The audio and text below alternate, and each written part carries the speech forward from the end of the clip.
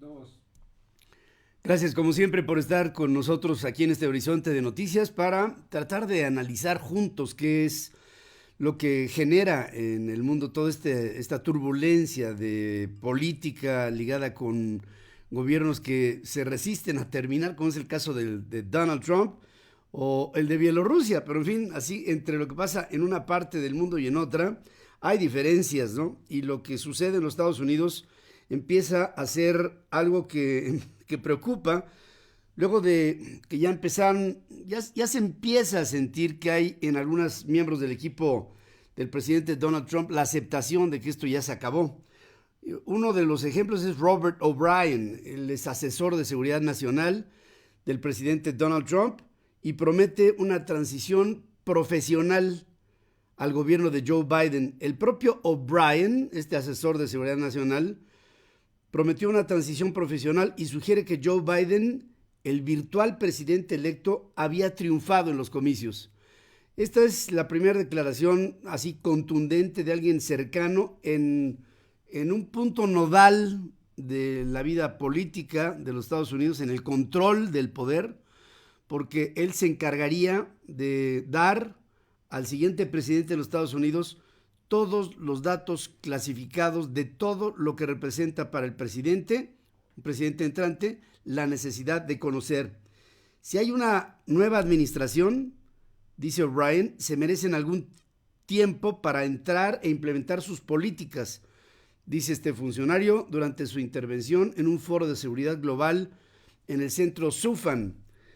Sostuvo que es posible que se tengan desacuerdos sobre las políticas, pero si se determina que la fórmula Biden-Harris es la ganadora y obviamente las cosas se ven así ahora, tendremos una transición muy profesional desde el Consejo de Seguridad de los Estados Unidos. Lo bueno es que esto es Estados Unidos de América, según agrega. Hemos pasado la batuta y hemos tenido transiciones pacíficas y exitosas, incluso en los periodos más conflictivos. Cuando dice esto O'Brien, sale un hombre que para mí se me hace muy importante, Dr. K. ¿Quién es Dr. K? Bueno, este hombre fue en el tiempo del presidente Nixon y de ahí en adelante y para atrás, uno de los hombres más influyentes en la vida diplomática del mundo.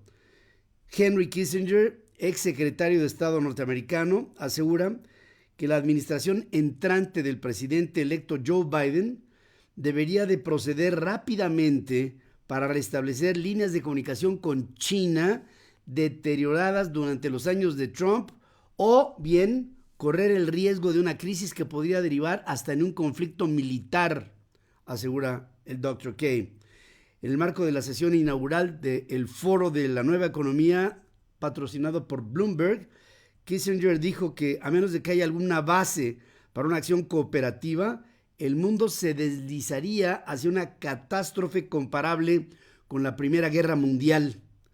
Dice que las tecnologías en materia militar disponibles actualmente harían que tal crisis fuera aún más difícil de controlar que cualquiera otra en épocas anteriores. Destacó que Estados Unidos y China ahora se están dirigiendo más hacia un choque que conducen a sus diplomacias a una confrontación. Y en una entrevista que le hace al editor en jefe del medio, de Bloomberg, el señor John Micklethwait, Kissinger, de 97 años de edad, asegura que hay un peligro real de que ocurra alguna crisis que vaya más allá de la retórica y se convierta en un conflicto militar real.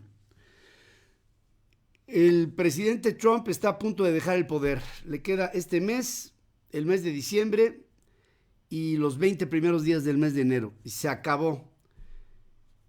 Yo estoy seguro que Joe Biden ya habrá establecido alguna forma de comunicación con China. Y esta recomendación de Henry Kissinger se me hace no solamente puntual, sino se me hace lógica. Porque el presidente, o sea, Biden va a tener que llegar a recoger el tiradero de lo que ha dejado el presidente Trump con su relación con China, su relación con Europa, su relación con América Latina, su relación con el mundo. Y creo que el presidente Biden va a tener que ser un factor de conciliación. En lo que estamos viendo este factor de conciliación, hay un punto nodal que está también por hacer erupción, y es el caso de la detención, arresto y puesta ante las autoridades de Nueva York del que fuera en el sexenio pasado, inmediato pasado, secretario de la Defensa de México, y me refiero nada menos que al general Cienfuegos, Salvador Cienfuegos.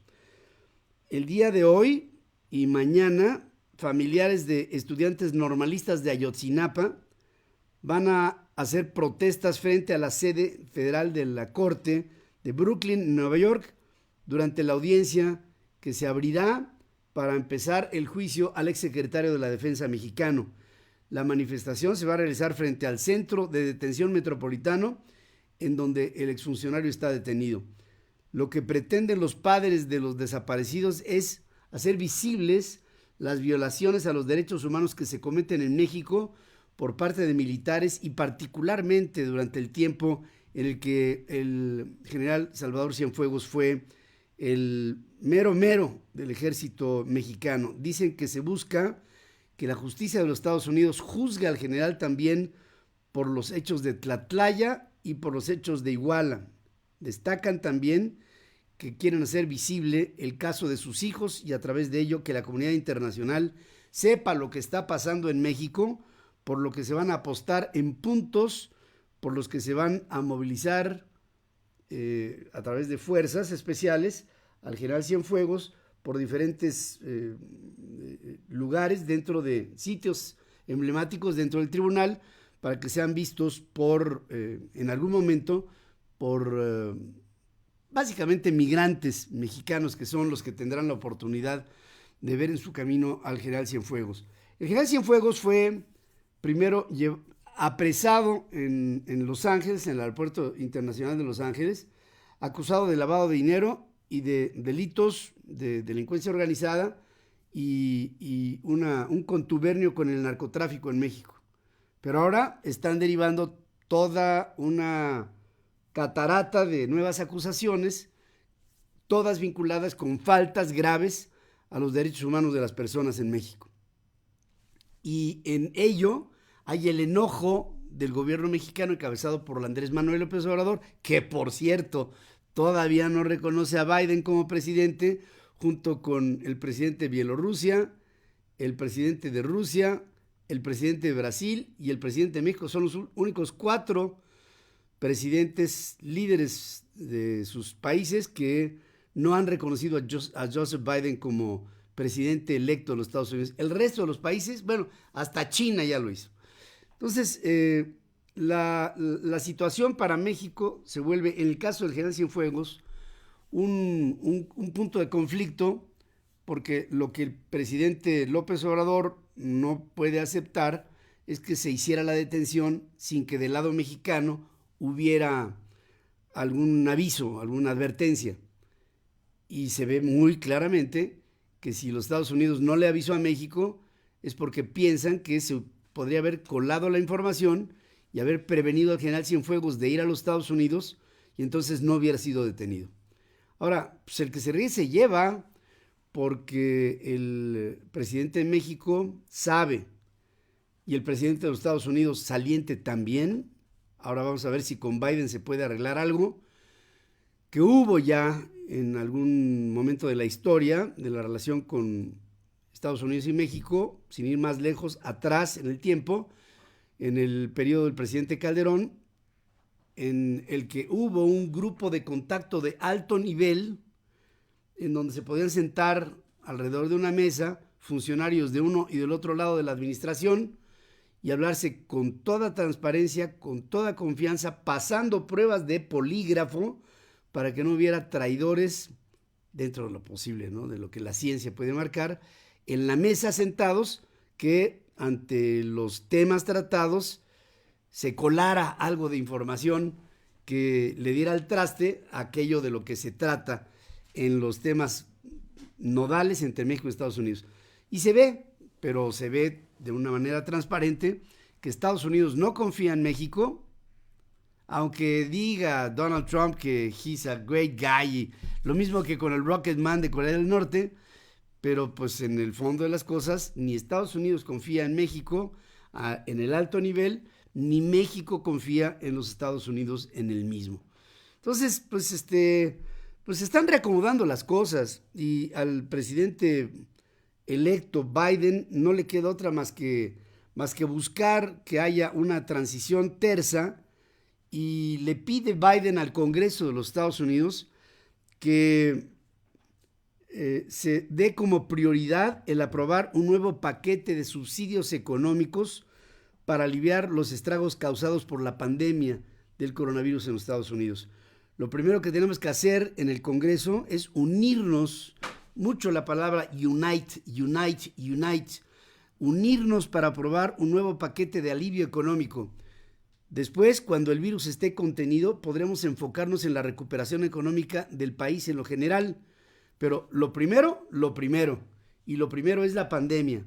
Tenemos que atender la pandemia y debemos de hacer lo mismo con empresas que, as we speak, en lo que estamos hablando, están quebrando en la economía norteamericana. Durante un mensaje pronunciado en Wilmington, esto es en Delaware, Biden dice que la condición económica de algunas entidades de la Unión Europea está en un verdadero peligro, por lo que hace un llamado a demócratas y a republicanos y a todos los norteamericanos para trabajar juntos en la recuperación y en la reconstrucción de esta gran nación. Biden calificó como buenas noticias las que dieron a conocer las empresas que desarrollaron la vacuna en contra de la enfermedad, que obtuvieron ya más del 90% de efectividad en las dosis que se han venido ensayando en una fase 3 y que le permitirían, en caso de que ya estas sean finalmente aprobadas por la Food and Drug Administration, empezarse a distribuir primero entre los adultos mayores y después de ahí el resto de la población en los Estados Unidos, y como lo había prometido el presidente electo Biden, de manera gratuita. Ahora, vacunas que tendrían que ser distribuidas. Bueno, el presidente Trump, especialista en meter en problemas a todo el mundo, dice que no van a distribuir esa vacuna en Nueva York porque Nueva York se resiste a adoptar las medidas que desde la Casa Blanca se dictan para los estados de la Unión. Pero Andrew Cuomo, el gobernador de Nueva York, inmediatamente reacciona y amenazó con demandar a la administración de Donald Trump si su plan de distribución de vacunas contra el COVID limitaba el acceso a personas negras o a comunidades de bajos recursos. Cuomo había criticado previamente al Plan Federal de Distribución de Vacunas por depender demasiado de hospitales, farmacias y clínicas. Según el político, esto es algo que podría limitar la vacunación a las personas en comunidades negras, ya que a menudo no tienen fácil acceso a los servicios públicos de salud. Si la administración Trump no cambia este plan y no proporciona un proceso de vacunación que sea equitativo, haremos cumplir nuestros derechos legales. Iniciaremos acciones legales para proteger a los neoyorquinos, según dice el señor Cuomo en sus reacciones en contra de lo que el presidente Trump está limitando a el estado de Nueva York. Ahora, el que le da un sentido más trascendente a esta transición en términos de salud es Anthony Fauci. Anthony Fauci, sabemos que al frente del CDC, que es este centro de enfermedades infecciosas de los Estados Unidos y de alergias, pues nunca fue totalmente de acuerdo con el presidente Trump y hubo una confrontación hasta el límite en el que los rallies finales antes de las elecciones, el presidente Trump, ante manifestantes que lo apoyaban, le estaban pidiendo que corriera a Anthony Fauci. Dice, no se lo digan a nadie, pero lo haremos después de las elecciones. Bueno, Fauci se quedó con esa puya, y aunque él no es un político, pues ya aprendió algo, ¿no? De que se tiene que defender de gente como el presidente, y ahora reacciona y dice Anthony Fauci que una lenta transición podría poner y retrasar el lanzamiento de la vacuna en contra del coronavirus y obstaculizar la respuesta que el gobierno federal norteamericano tendría que tener en torno a la pandemia. Este virus no va a parar aunque las cosas cambien. El virus simplemente va a seguir adelante. El proceso seguirá, dice Fauci, y sus palabras se dieron después de que la empresa Moderna anunciara los ensayos preliminares sobre su vacuna, que apuntan ya a un 94% de eficacia. Y este resultado le da claro al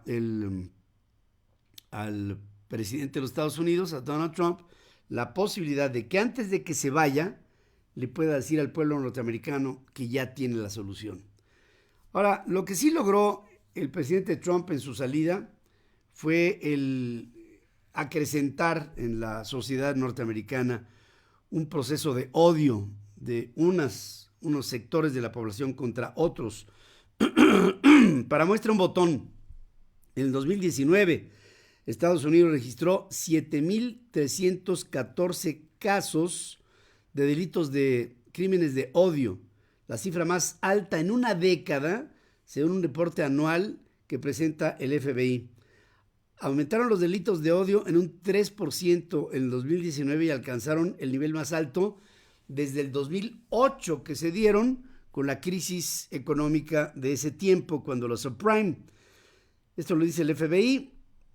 Dice, una tendencia al alza de crímenes de odio que se ha venido dando desde que el presidente Trump es presidente de los Estados Unidos.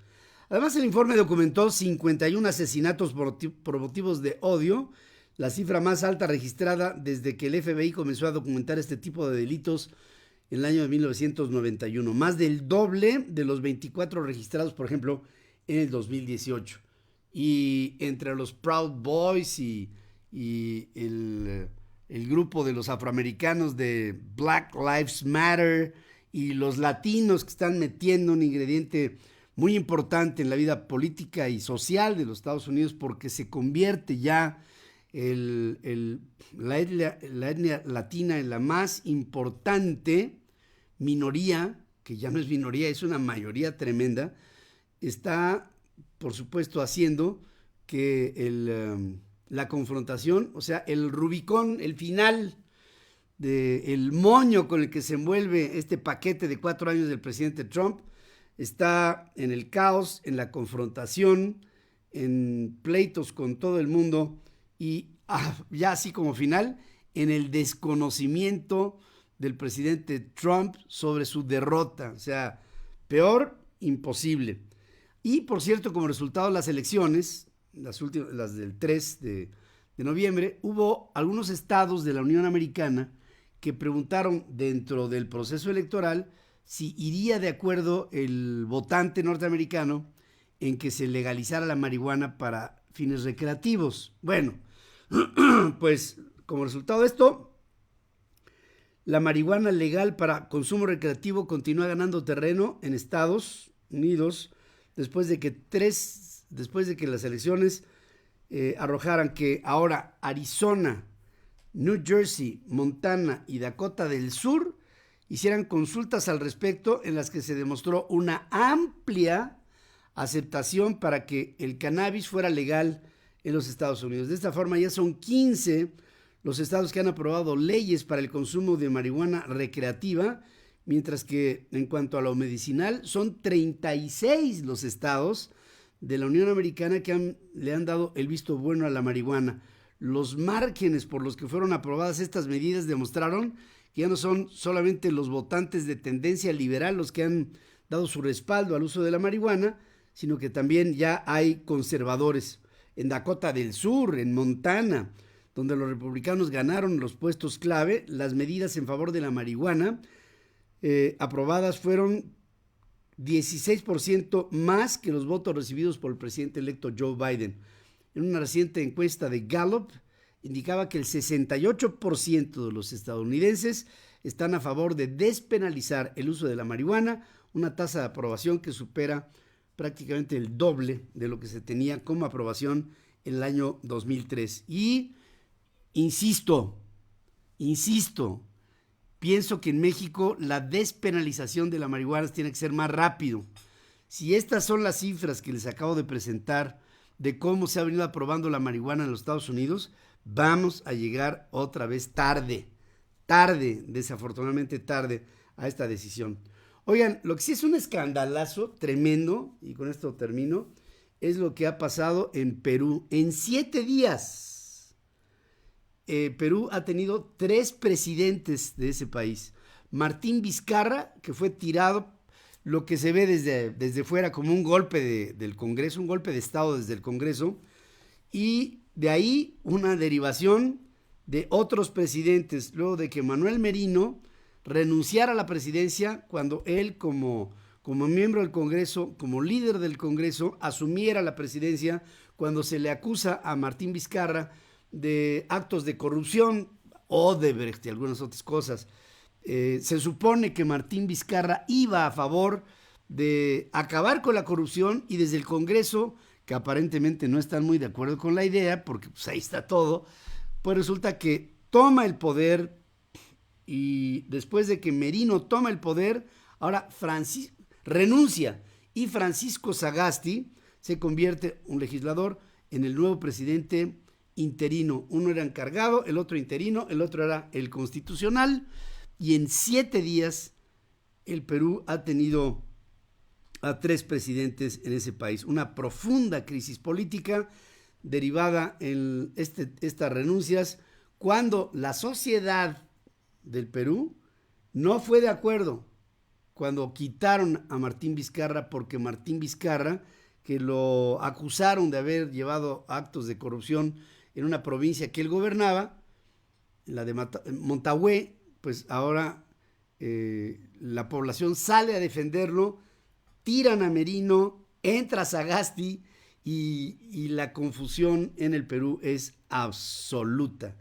En ese país en donde por actos de corrupción hasta un presidente se pegó un tiro en la cabeza como signo, Alan García, como signo de, pues sí, estamos metidos con corrupción hasta el cuello. Hasta aquí lo más importante que les puedo comunicar de esta, frena, hay que salir del Zócalo porque frena este Frente Nacional anti Andrés Manuel López Obrador. Ayer recibió una visita de AMLovers que trataron por como fuera de agarrarse a golpes con la gente de Frena, y lo que está buscando la Cuarta Transformación es que haya un enfrentamiento para desprestigiar al movimiento que está convocando al próximo día 21 para que todo el país se manifieste en contra de este presidente de la República aquí en México. En Perú defienden a su presidente saliente, en México se le ataca, hasta los tabasqueños ya lo están viendo con malos ojos. Este es parte del horizonte de noticias que les tenemos aquí en esta mañana, y les invito para que se queden con nosotros en la primera emisión central FM Equilibrio en unos minutos más.